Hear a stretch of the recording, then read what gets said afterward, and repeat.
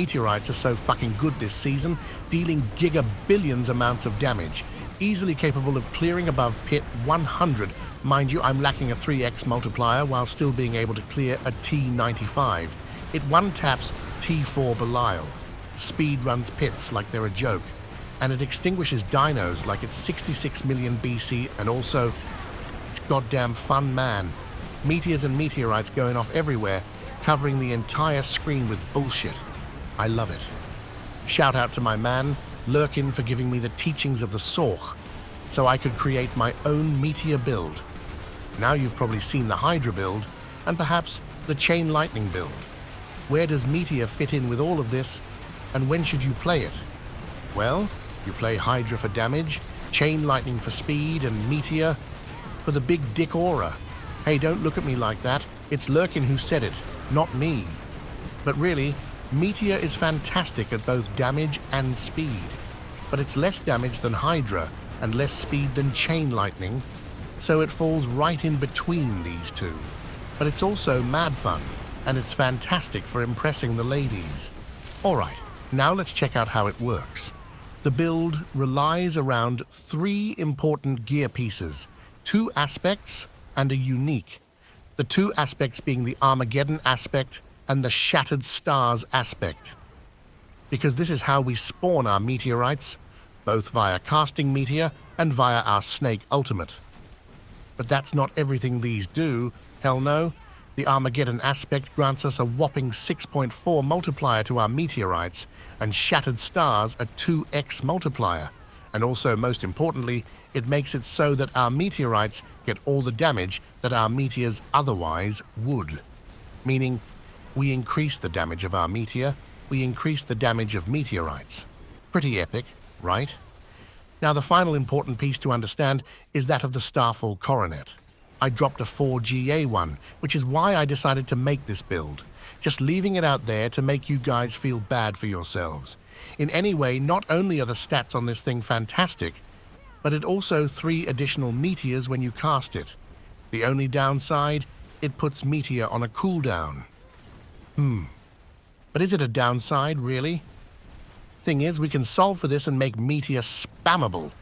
Let's see how. The key here is Ice Blades. Without them, we're more fucked than your wife. And this is because we use Ice Blades to reduce the cooldown of Meteor via the Roaring Ice Blades upgrade. Casting them manually gets us closer to solving this massive problem, but we're not quite there yet, so we slap on the Ice Blades enchantment as well, having them spawn as we use cooldowns. So, all there is left to solve is how we can spam as many cooldowns as possible. Well, that's easy. We're going to do it via Inferno spamming, slapping on the Orange Herald's aspect and Fists of Fate to boost our lucky hit chance. We can keep resetting Inferno all day long, summoning Ice Blades as we do so, which in turn resets the cooldown of our meteors. Not too bad, huh? I now have so much cooldown reduction on my meteors, in fact, that there's still room to improve the gear with some attack speed upgrades if you'd like, for even more spamming. It's up to you where you want to take the build. Personally, I made my version to fit everyone. You can use it for pit pushing or speed farming, but going full-out pit push or full-out speed farming would brick the other setup. Alright, enough fucking yapping, am I right? Let's check out the rest of the skills and gear, shall we? Teleport. Insanely important for this setup. Not only for mobility, but it also grants you more than 80% damage because we're using it to spawn crackling energies, which we'll use in several multipliers.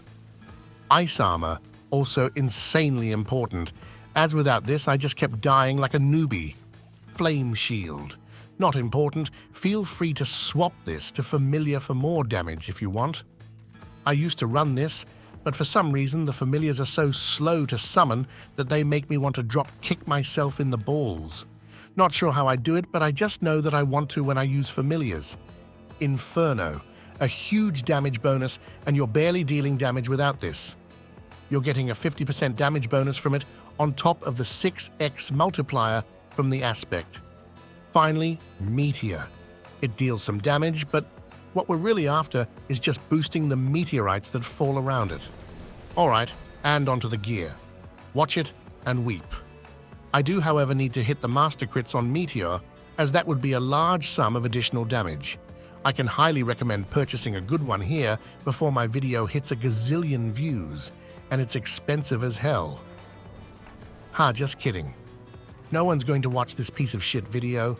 Maybe if I put this video of the German butthead here, it'll boost the YouTube algorithm a bit. Anyhow, let's see what's next. Oh yeah, Shroud. Get it, it's good. Otherwise, use Raiment or any other shitty chest. I'm also using UL and Cax here for a substantial damage increase, because mind you, Meteor is a cooldown now, allowing us to easily trigger Cax. Gloves, Fists of Fate. Without these you'll have a bad time keeping Inferno up. So I'd recommend getting at least GA on the lucky hit. The rest are just bonuses. And the part about the vulnerable is useless. For Pantaloonies, we want the Tibolt's Will for the damage and defense. They're simply great. Here's a cool thing about Meteor ranks. We can get it on our boots, and no one's buying them currently being dirt cheap. You do, however, need attacks reduce evade cooldown here, and I'd prioritize that beyond all else if you want to use evade for teleporting, which I definitely recommend.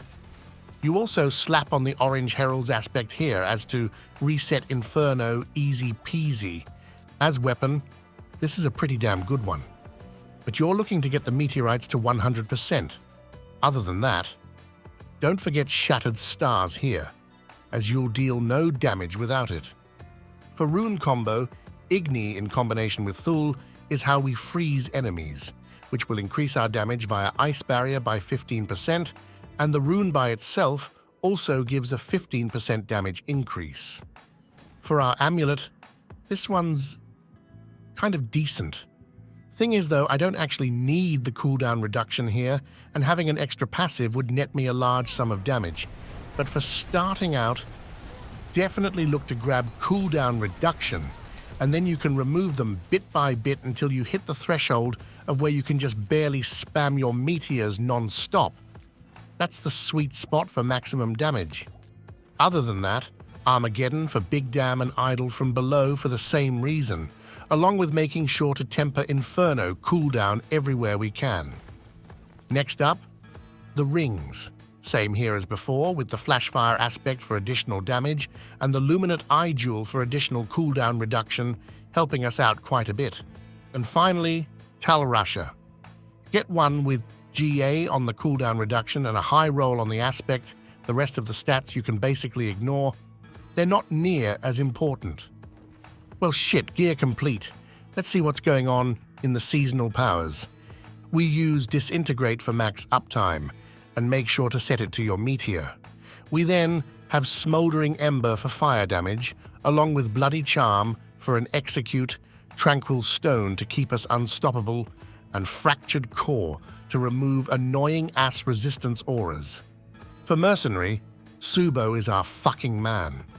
This guy, you wouldn't believe the things this guy gets himself into. He's absolutely unhinged.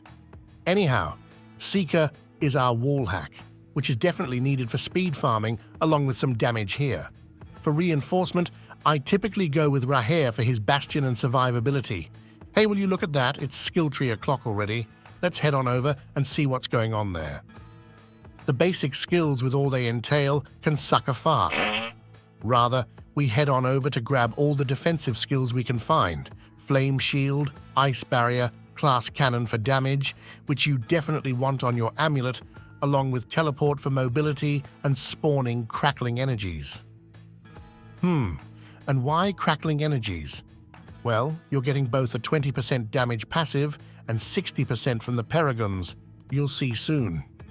After that, we head on over to grab Ice Blades for the cooldown reduction, along with some defense. In the Mastery Tree, we find our Meteor, which we boost the damage of to boost our meteorites, and also a bit of additional damage here from Inner Flames and Devouring Blaze. This passive is what I want instead of cooldown reduction on my amulet, as that could grant me at the lowest a 30% damage increase by itself. In the Ultimate Tree, we grab everything we can find. Damage, cooldown reduction, and whatnot. We also find convulsions here, granting us a 20% damage increase from collecting crackling energies. And also, Inferno, for its whopping 50% damage increase, its pull, and being able to use the Armageddon aspect. Finally, the key passive. This one grants us a 75% crit damage bonus and 40% crit chance, as long as we hit a boss or kill enemies, meaning we only need 60% crit chance to get capped, or rather, 45% with one of our Paragon nodes. I'm personally right on the edge, which is perfect. And with that, skill tree complete. Let's check out the Paragons before getting to know the playstyle, shall we? No, you want to drop a sub first? Fine, do that, and I'll get the Paragons started. In the starting board, I'm rocking Destruction, an absolutely fantastic glyph with great scaling and multiplicative damage. Max it out and grab as many nodes as possible, but only after you've grabbed all the glyphs and legendary nodes. Next we go for Fundamental Release for that big dam, and Socket Tactician for a substantial damage increase, boosting the nearby nodes. Next you can go left, right, up, or go home. It doesn't fucking matter as long as you have the Shroud with its all stats.